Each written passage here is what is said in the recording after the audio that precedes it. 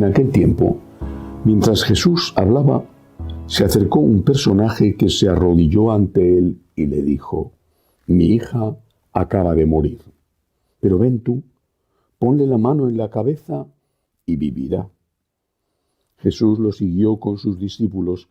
Entre tanto, una mujer que sufría flujos de sangre desde hacía 12 años se le acercó por detrás y le tocó el borde del manto, pensando que con solo tocarle el manto se curaría. Jesús se volvió y al verla le dijo: «Ánimo, hija, tu fe te ha curado». Y en aquel momento quedó curada la mujer. Jesús llegó a casa del personaje y al ver a los flautistas y el alboroto de la gente, dijo: «Fuera, la niña no está muerta, está dormida». Se reían de él. Cuando echaron a la gente, entró él, cogió a la niña de la mano y ella se puso de pie. La noticia se divulgó por toda aquella comarca. Palabra del Señor. Gloria a ti, Señor Jesús.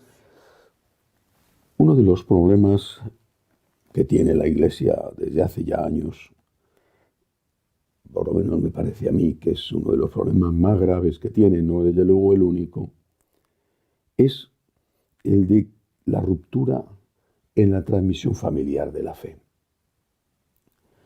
La fe la hemos recibido de nuestros padres, que a su vez la recibieron de sus padres, de nuestros abuelos. La fe la hemos aprendido en casa, viendo cómo nuestros papás rezaban, yendo con ellos a misa y, por supuesto, con la ayuda, según las circunstancias, los casos de colegios católicos y de las parroquias. Pero la fe la hemos recibido en casa. Nunca podré olvidar la escena que yo era un adolescente y un día entré en la habitación de mis padres sin llamar a la puerta. Bueno, hice mal en entrar sin llamar y vi a mi padre de rodillas rezando al pie de la cama. Me impresionó enormemente.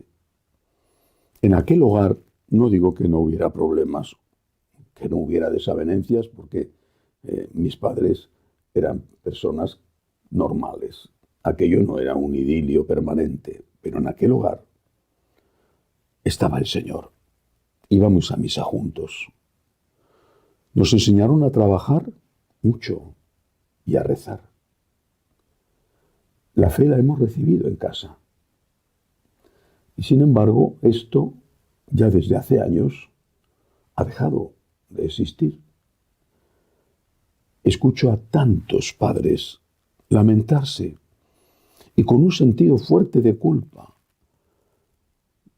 Ellos saben lo que ha supuesto en su vida la fe, cómo les ha ayudado a afrontar situaciones a veces casi imposibles de sobrellevar, cómo les ha ayudado ir a la iglesia, rezar, estar ante el Santísimo, hacer una peregrinación, rezar el rosario. En cada país tendrán sus peculiaridades, no me cabe duda, pero siempre es lo mismo: Dios, la Virgen María. Ellos saben esto y ven con una gran tristeza y con sentido de culpa cómo sus hijos, y peor aún sus nietos, ya están alejados completamente e incluso hostiles a esa fe y se burlan de ellos según la edad, más o menos, pero en todo caso rechazan la fe de sus mayores. Es una gran tristeza, es un fracaso. Habría que ver caso por caso la parte de culpa que hay, si es que hay alguna. Pero no me quiero fijar en eso ahora, sino en el milagro que hoy cuenta el Evangelio. Porque este personaje no identificado, este personaje es uno de estos padres, una de estas madres, uno de estos abuelos, que se acerca a Jesús y le dice: «Mi hija está muerta». A lo mejor la hija o el hijo tienen una salud estupenda. Son chicos sanos, inteligentes, pero están muertos por dentro, con todas las consecuencias que esa muerte interna lleva consigo. No solamente la no práctica religiosa, la increencia, sino también con frecuencia las adicciones. Adicciones a la pornografía, que es tremendo entre los adolescentes y entre los jóvenes. Adicción a los videojuegos, al teléfono celular, a estar enganchados todo el día en la consola o chateando. Adicciones, al fin, por supuesto, con otras de otro calibre, como la droga. Pero no siempre están en esa situación, simplemente no son practicantes. Están lejos de Dios. Y a veces están llevando una vida que desde el punto de vista de la moral de sus padres es una vida de muerte por su comportamiento, por ejemplo, en el campo sexual.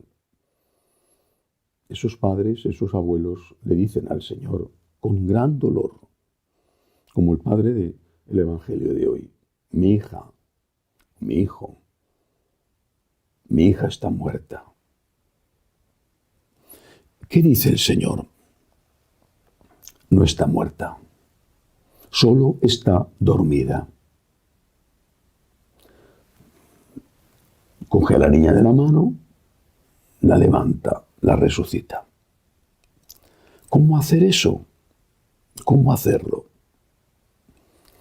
Hace tiempo, unos años ya, en una cena donde estaba un famosísimo psicólogo español, le oí decir, con esto no quiero afirmar que su sentencia sea palabra de Dios y que estuviera en lo cierto, pero a mí me pareció muy acertado lo que decía. Le oí decir una definición de adolescente, y quizás se puede emplear al joven e incluso al adulto que no ha madurado. Decía, un adolescente es una persona que lo quiere todo, lo quiere ya, y no le debe nada a nadie. Hay que pensar si esto nos pasa a cada uno de nosotros, aunque no estemos ya en la edad de la adolescencia. Lo quieres todo, decía este psicólogo.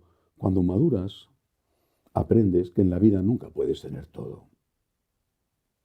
Lo quieres ya, inmediatamente.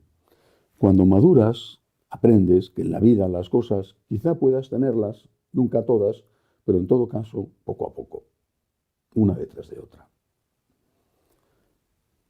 Y lo que más me impresionó es cuando dijo, el adolescente no le debe nada a nadie.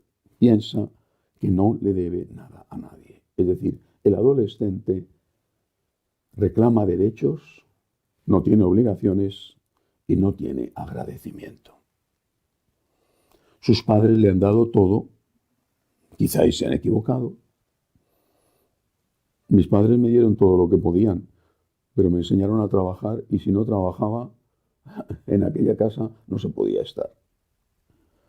Muchos padres han protegido tanto a sus hijos que los han hecho unos inútiles y unos vagos. En todo caso, la realidad está ahí, sea cual sea la causa. Y esos muchachos que lo quieren todo, que lo quieren ya, piensan que solo tienen derechos y que no tienen nada que agradecer a nadie, a sus padres que se han esforzado, que se siguen esforzando. A nadie, ni al Estado, ni al gobierno, ni a la patria, ni a nadie. Todos son derechos. No existe en ellos la gratitud.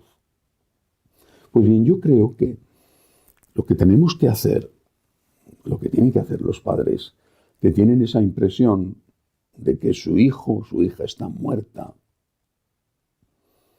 es primero hablarles de Jesús, aunque se rían. Pero hablar también a Jesús de ellos, y Jesús no se ríe. Y luego atacar la raíz del problema. Educarles que en la vida no se puede tener todo, que hay que saber conformarse, aunque uno luche para tenerlo todo, hay que saber conformarse. Educarles en que las cosas exigen un esfuerzo y que hay que ir poco a poco. Y sobre todo, enseñarles a agradecer.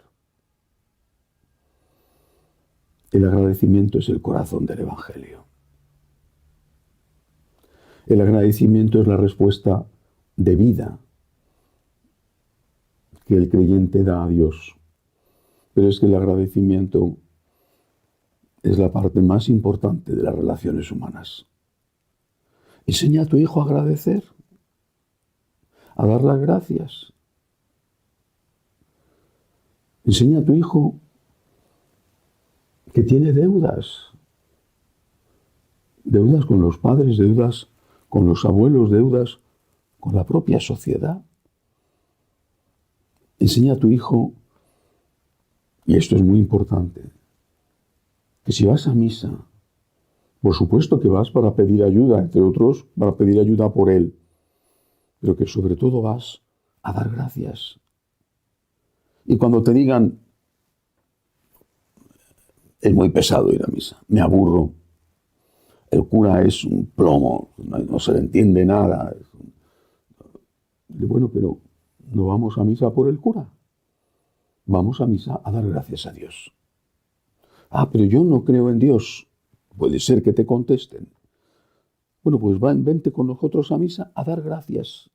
A aquel a quien tú creas o a la vida si quieres. Pero vamos a dar gracias.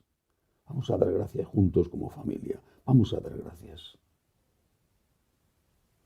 Cuando aprendemos a dar gracias, la vida nos cambia. A través del agradecimiento puede llegar la conversión a ese adolescente que a veces es no solamente adolescente, sino aborrecente. No hay que rendirse. Pero no hay que rendirse con inteligencia. Es decir, oración y educación. Rezar por ellos, rezar con ellos y enseñarles a agradecer. El Señor es el que puede tocar su corazón y un día el Señor nos los devolverá diciendo, tu hijo que estaba muerto, en realidad solo estaba dormido. Aquí está, curado y resucitado. Colaboremos con Cristo, con la oración y educando en el agradecimiento. Enseñar a agradecer, decía el Papa Benedicto XVI, enseñar a agradecer es enseñar a vivir. Y la persona que no sabe agradecer, en realidad, está muerta. Que así sea.